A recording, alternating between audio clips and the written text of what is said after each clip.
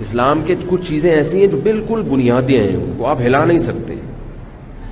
کسی نے مجھے ایک کلپ بھیجا واٹس ایپ پہ، میں واٹس ایپ پہ کلپ دیکھتا نہیں ہوں، کبھی کبھار کوئی بہت ہی اہم بندہ ہو، کلپ کے عنوان سے لگ رہا ہو تو وہ میں دیکھ لیتا ہوں. انہوں نے کلپ بھیجا، اس کلپ میں کوئی ڈرامے کا کلپ تھا، وہ اس میں یہ دکھایا گیا کہ ماں بیٹی کو کہہ رہی ہے کہ شوہر سے طلاق لے لو، عدت کے بعد کہیں اور شادی کر لینا. بیٹی جواب میں کہتی ہے بھاڑ میں جائے عدت. کیا جواب میں کہتی ہے؟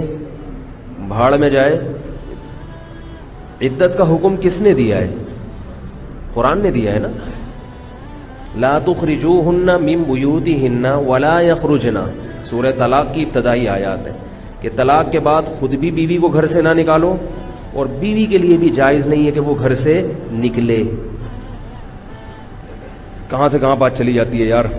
تو میں میڈیا کی بات کر رہا تھا کہ وہ ڈرامے میں کیا بتا رہے ہیں، عورت کہہ رہی ہے، ہاں عدت عورت پر دو طرح سے لازم ہے. ایک یہ کہ اس دوران وہ نکاح نہیں کر سکتی، دوسرا کیا، اس دوران گھر سے باہر نہیں نکل سکتی. اب ڈرامے کا جو کلپ بھیجا اس میں وہ کہہ رہی ہے کہ عدت جائے بھاڑ میں، میں شادی بھی کروں گی اور عدت جائے بھاڑ میں. عدت کے دوران عورت اگر کسی سے نکاح کر لے تو وہ نکاح کالعدم ہے. تو یہ ڈراموں میں کس کا مذاق اڑایا جا رہا ہے؟ بولو بھائی، قرآن. اگر یہ امریکہ میں ڈرامہ بنتا ہمیں کوئی اعتراض نہ ہوتا. انہوں نے کب کہا کہ ہم اسلام کو فالو کرتے ہیں؟ لیکن ایک ایسا ملک جس کے آئین میں یہ بات لکھی ہوئی ہے، دیکھو ایک ہوتا ہے ملک کا قانون اور ایک ہوتا ہے ملک کا آئین. آئین کی اہمیت قانون سے زیادہ، اور ایک آئین سے بھی اوپر کی چیز ہوتی ہے، وہ یہ کہ جس بیس پہ ملک بنا ہے آئین میں بھی تبدیلی ہو سکتی ہے، لیکن جو ملک کی بنیاد ہے نا، جس پہ آپ نے ملک کو بنایا ہے، اس میں تبدیلی نہیں ہو سکتی. اور وہ کیا ہے جو قرارداد مقاصد میں طے ہوا تھا کہ اس ملک میں حاکم اعلیٰ اللہ کی ذات ہے، ملک کا صدر وزیر اعظم اللہ کے قانون کو نافذ کرنے کے لیے اللہ کا خلیفہ ہے، اللہ کے اپنی طرف سے کوئی چیز وہ نافذ نہیں کر سکتا. حاکم اعلیٰ کون ہے؟ اس لیے میں کہتا ہوں کہ پاکستان کا مسلمان ہونا، دارالاسلام ہونا اتنا یقینی ہے کہ میرے اور آپ کے بارے میں خطرہ ہو سکتا ہے کہ ہم اسلام چھوڑ دیں، اللہ نہ کرے ہم چھوڑیں، لیکن پاکستان کے بارے میں یہ خطرہ نہیں ہے کہ یہ اسلام چھوڑ دے. اتنا زبردست پاکستان ایک اسلامی ریاست ہے کہ اس میں اسلام کی شیخوں کو ختم کرنا ممکن نہیں ہے. نہیں یاری میرا خیال ہے. دیکھو ایک مسلمان ہے، ڈر ہے نا کہ کبھی بھی قادیانی ہو جائے، لیکن پاکستان کے بارے میں آپ کو یہ ڈر نہیں ہے سکتا کہ یہ سیکولر ریاست بن جائے آئین کے لحاظ سے. ہاں اس میں ایسے لوگ آ جائیں جو اسلام کے نام پہ سیکولرزم کو پھیلانا شروع کر دیں، وہ ایک الگ چیز ہے، اور ایسا تو ہو رہا ہے. نام اسلام کا ہے مگر کام بے دینی کا ہے. لیکن ریاست کا مذہب چینج ہو جائے پاکستان میں ممکن نہیں ہے. کیوں؟ اس لیے کہ پاکستان سے اگر یہ شق نکال دی جائے کہ پاکستان کے قانون جو بنیاد ہے قرارداد مقاصد، اس میں یہ ہے کہ قرآن و سنت کے منافی کوئی قانون نہیں ہوگا اور ریاست کا سرکاری مذہب اسلام ہے.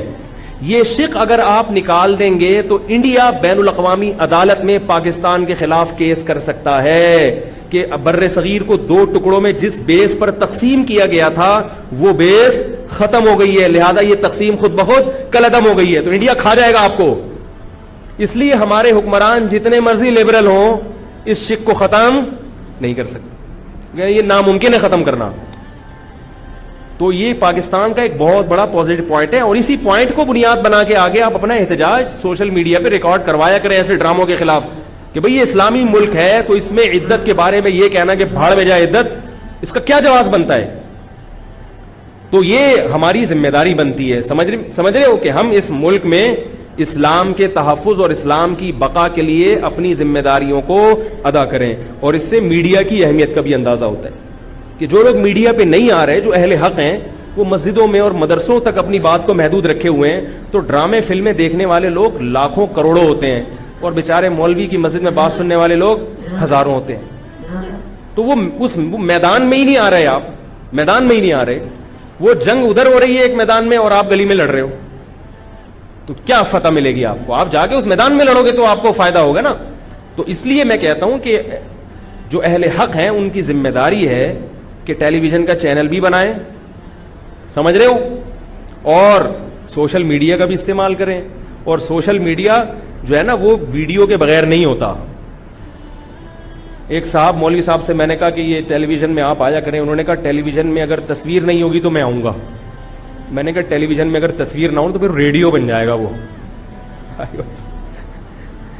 وہ کہہ رہے ٹیلی ویژن میں اگر تصویر نہیں ہو تو پھر میں ٹی وی میں قوم سے خطاب کروں گا. میں نے کہا وہ ریڈیو کی بات میں نے کی نہیں ہے, اور ریڈیو کے لیے اتنا بڑا ہونا, پھر ہمیں یہ اشکال ہوگا کہ جب یہ اتنے سے بھی کام چل سکتا تھا تو اتنا بڑا کیوں. تو یہ باقی یہ کہ تصویر تو حرام ہے, تو ڈیجیٹل تصویر ہے بھی یا نہیں ہے, یہ بھی ایک لمبی بحث ہے. ہماری تحقیق یہ ہے کہ ڈیجیٹل تصویر یہ تصویر ہی نہیں ہے, وہی بندہ ہے جو آپ کو ٹی وی میں دکھایا جا رہا ہے. تبھی آپ جو کہتے ہیں آج مولانا طارق جمیل صاحب ٹی وی میں آئے, آج فلاں ٹی وی میں آئے, کبھی یہ نہیں کہتے ان کی تصویر آئی ہے. باقی اس کو تصویر لغت میں اس لیے کہا جاتا ہے کہ اہل لغت کے پاس جب کوئی آلٹرنیٹ کسی چیز کو ڈیفائن کرنے کے لیے لفظ نہیں ملتا تو اہل لغت کی عادت ہے وہ پرانا لفظ جو اس سے ملتا جلتا اسی کو اٹھا کے فٹ کر دیتے ہیں اس کے اوپر. ورنہ یہ نبی کے دور میں تھی نہیں, تو نبی اس کو حلال یا حرام کہاں سے کہہ دیں گے؟ نبی صلی اللہ علیہ وسلم اس کو تھی نہیں, اس لیے اس کا تصویر ہونا خود ایک محل نظر ہے. اور اگر بالفرض تصویر مان لو تو کسی تصویر کا اتنا مفید استعمال اگر نبی کے دور میں ہوتا تو کیا نبی اس کو حرام قرار دیتے؟ اس سے حدیث خاموش ہے. جیسے کتا پالنا بھی حرام ہے مگر شکار کے لیے کتا پالنا جائز ہے, اور جس حدیث میں کتا پالنے کو حرام قرار دیا اسی حدیث میں تصویر رکھنے کو بھی حرام قرار دیا. لیکن کتا پالنے کی اجازت دی گئی, تصویر کی اجازت نہیں دی گئی, کیونکہ کتے کے اس وقت استعمال مفید بھی تھے, تصویر کا کوئی مفید استعمال نہیں تھا. تو میں کہتا ہوں کتے سے آپ شکار کرتے ہیں جبکہ وہ بندوق سے بھی ہو سکتا ہے, تو شکار کے لیے کتا پالنا اگر جائز ہے تو باطل کا مقابلہ جو پوری دنیا میں کفر پھیلا رہا ہے اس کی اہمیت شکار سے زیادہ ہے یا نہیں ہے؟ اس کے لیے ڈیجیٹل تصویر کو استعمال کرنا کیوں جائز نہیں ہوگا بھائی؟ نہیں آ رہی تو پھر ٹھیک ہے, نمبر میں دے دیتا ہوں آپ کو, خود ہی بلا لیں.